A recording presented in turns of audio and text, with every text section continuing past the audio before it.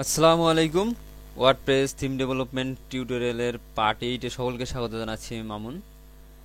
ওকে শিক্ষার্থী বন্ধুরা, আমরা গত পর্বে আমাদের থিমের কাজটি একটু করছি। আমরা আমাদের পোস্ট এটা এইগুলো আমাদের ডাইনামিক্যালি ওয়ার্ডপ্রেস থেকে আসছে, কিন্তু আমরা আজকে যেটুকু আমরা এখানে একটা রিড মোর অপশন অ্যাড করব। দেখুন আমাদের পোস্টটি কিন্তু অনেক বিশাল, এখানে সম্পূর্ণ পোস্টই এখানে দেখাচ্ছে, কিন্তু আসলে আমরা এইটা চাচ্ছি না, কারণ আমাদের এখানে আসবে নির্দিষ্ট কিছু পোস্ট দেখানোর পর আমাদের রিড মোর অপশন চলে আসবে। আমরা রিড মোরে ক্লিক করব, রিড মোরে ক্লিক করে সম্পূর্ণ পোস্টটি দেখব। তো আমরা আজকে জাস্ট এখানে রিড মোর অপশনটি অ্যাড করব, যদিও বা সম্পূর্ণ পোস্টটি ভালোভাবে দেখা যাবে না, কারণ আমাদের সিঙ্গেল ডট পিএইচপি নামে পেজটি করতে হবে। তো আজকে আমরা জাস্ট এখানে রিড মোর অপশনটি কিভাবে অ্যাড করতে হয় সেইটাকে দেখব। তো আমরা থিম ডাইরেক্টরিতে আমাদের জাস্ট পোস্ট অ্যান্ড ফাংশন এই পেজ দুটো ওপেন করি, নোটপ্যাডে করি। জাস্ট এখানে যেহেতু আমরা পোস্ট কন্টেন্ট ব্যবহার করছি, পোস্ট কন্টেন্ট ফাংশনটির কাজ হচ্ছে এ কোয়েরি করে এই যে আমাদের যে পোস্টগুলো থাকবে সে পোস্টগুলো সম্পূর্ণ পোস্টই সে রিটার্ন করবে, সে এখানে ইকো করে দিবে সম্পূর্ণ পোস্টটি। কিন্তু আমরা আসলে এই সম্পূর্ণ পোস্টটি চাচ্ছি না, আমরা জাস্ট আমরা নির্দিষ্ট কিছু ওয়ার্ড চাচ্ছি, আমরা সামনের কিছু ওয়ার্ড চাচ্ছি যেগুলো ব্যবহার করার পর আমরা রিড মোর অপশন ব্যবহার করব। রিড মোর অপশন ব্যবহার করে আমরা সম্পূর্ণ পোস্টটি দেখব। তো আজকে আমরা এটি করব। তাহলে আমরা এই যে দা কন্টেন্ট এই ফাংশনটি চেঞ্জ করে দিয়ে যা আমরা অন্য একটি ফাংশন ব্যবহার করি, EXCERPT এক্সার্প, অ্যান্ড এখানে আমরা লিমিট দিয়ে দিই আমরা কতটি ওয়ার্ড দেখতে চাই, আমরা 60 দিলাম। তাহলে দেখি আমরা লক্ষ্য করি, রিলোড দিয়ে দেখি, তাহলে আমাদের 60টি ক্যারেক্টার দেখা যাচ্ছে সাধারণত এখানে। তো আমরা এইভাবে রিড মোর অপশনটি অ্যাড করব জাস্ট। কিন্তু এই রিড মোডটি দেখুন, এই রিড মোডটি আসলে কোনো কাজ করছে না, কারণ এই রিড মোডটিতে আমরা আসলে কোনো লিঙ্কিং করিনি। যেহেতু এটা আমরা এই এইচটিএমএল সিএসএস এইখানে রিড মোর অপশন অ্যাড করছি, কিন্তু এখানে আসলে কোনো লিঙ্কিং করা হয়নি, সেজন্য ওইটাতে ক্লিক করলে আসলে কোথাও যাবে না। যদি আমরা এখানে হ্যাশ দিয়ে দেখি, চেক করে দেখি, এখানে দেখুন আমরা রিড মোডে ক্লিক করে জাস্ট আমাদের এখানে হ্যাশে যাচ্ছে, কারণ ওইটাতে আসলে লিঙ্কিং হয়নি। তো আমরা এইটাকে লিঙ্কিং করব। এইটা যে আমরা যে কোনো পোস্ট থাকবে, যে আমার লুপিং এর মাধ্যমে যে পোস্টগুলো দেখাচ্ছে এর যে লিঙ্কিং যেটা আছে, আমাদের ইউআরএল এর যেটা লিঙ্ক আছে, সেইটাতে যদি আমরা যেতে চাই তাহলে আমাদের একটি ফাংশন ব্যবহার করতে হবে। সেটা হচ্ছে পিএইচপি, আমরা কি করি, দা LINK, দা পারমালিঙ্ক। ওকে, এই ফাংশনটুকু ব্যবহার করলেই এখানে অটোমেটিক আমরা লিঙ্কিংটা পেয়ে যাবো। এই ফাংশনটুকুর কাজ হচ্ছে সে রিটার্ন করবে নির্দিষ্ট পোস্টের ইউআরএলটি। তো আমরা এখানে নির্দিষ্ট পোস্টের ইউআরএলটি পেয়ে গেলাম, এখানে নির্দিষ্ট পোস্টের ইউআরএল হবে এবং আমাদের অ্যাঙ্কর টেক্সট এখানে রিড মোড দেওয়া থাকলো। তাহলে আমরা এখন রিড মোডে ক্লিক করলে সম্পূর্ণ পোস্টটির পেজে যেতে পারবো। আমরা দেখি ক্লিক করে আসছে কিনা। ওকে, দেখুন এখানে লক্ষ্য করুন, এখানে অবশ্যই আমাদের পেজটি দেখাচ্ছে, যে আমরা যেভাবে লিঙ্কিং করছি সেভাবে দেখাচ্ছি। এটা আমরা চাইলে এখানে আমাদের অ্যাডমিন প্যানেলের সেটিং থেকে চেঞ্জ করে দিতে পারি। যে আমাদের পোস্ট আইডি আছে, লেটেস্ট পোস্ট, ওকে সরি, পারমালিঙ্ক জাস্ট আমাদের পোস্টের আইডি দেওয়া আছে। তো আমরা এটা চেঞ্জ করি। এগুলো আমরা আমাদের অন্য অন্য যে বেসিক কোর্সগুলো ছিল, বেসিক আমাদের ওয়ার্ডপ্রেসে বেসিক কোর্স ছিল, সেইটাতে এখানে আলোচনা করছি।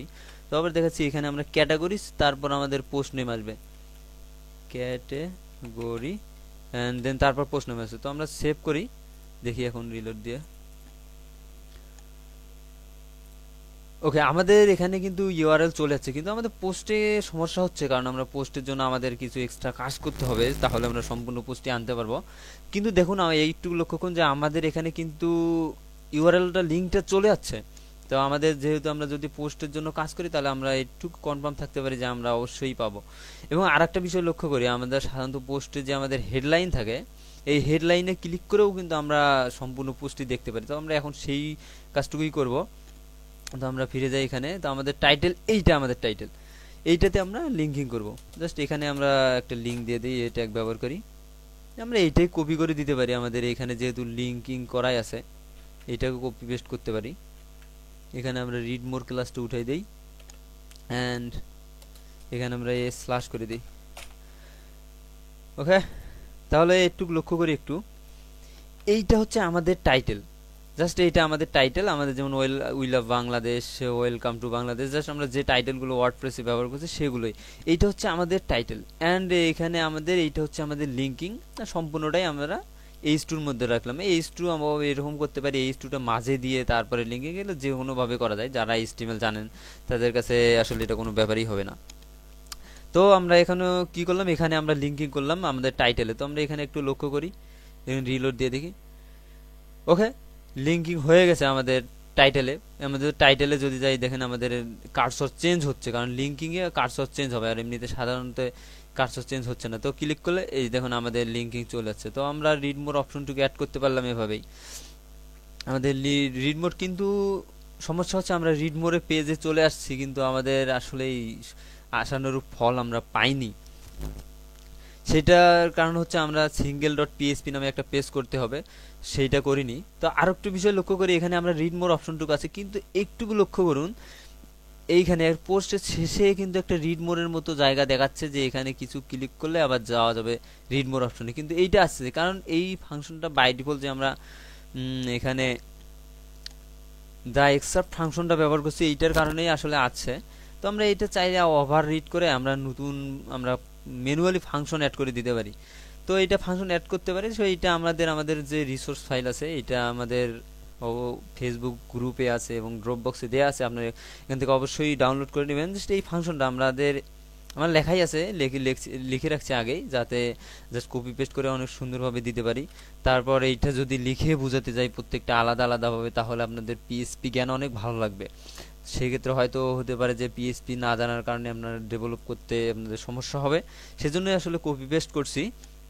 তো আমরা এই ফাংশন ডট পেজে এখানে আমরা জাস্ট কমেন্ট আউট করে রাখি, এভাবে সবগুলোই আমরা কমেন্ট আউট করে রাখবো। কমেন্ট আউট করে রাখলে আমাদের পরবর্তীতে যখন আমরা কাজ করব বা আমাদের কোডটি আমরা পরবর্তীতে যখন দেখব তখন দেখব যে আমাদের কোডটি আসলে আমরা দেখেই বুঝতে পারছি। কিন্তু আমরা যদি কমেন্ট আউট না করি তাহলে হয়তো বুঝতে পারবো না। তো আমরা কোডিন অ্যাড রিড রিড মোর, আপনাদের ইচ্ছা মতো আপনার যা খুশি আপনি তাই নামে কমেন্ট আউট করে রাখবেন।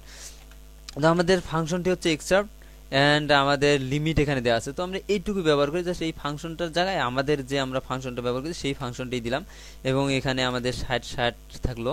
তো আমরা এখন যদি রিলোড দিয়ে দেখি, তো আমাদের দুইটা এইটুকুর রিড মোডটুকু কিন্তু চলে গেছে, তাই কিন্তু আমাদের এখানে রিড মোড দেখাচ্ছে, আমাদের দুইটা রিড মোড দেখাচ্ছে। কারণ একটু লক্ষ্য করি, দেখেন আমাদের যে ফাংশন ডট পিএসপি আছে, এখানে কিন্তু আমরা এই যে আমার যে একটা স্ট্রিং রিটার্ন করবে এক্সেপ্ট, এই এক্সেপ্ট যে স্ট্রিংটা ইকো করছে সেইটার শেষে কিন্তু আমরা একটা লিঙ্ক অ্যাড করে দিছি, সেই জন্য আমাদের এইটা দেখাচ্ছে।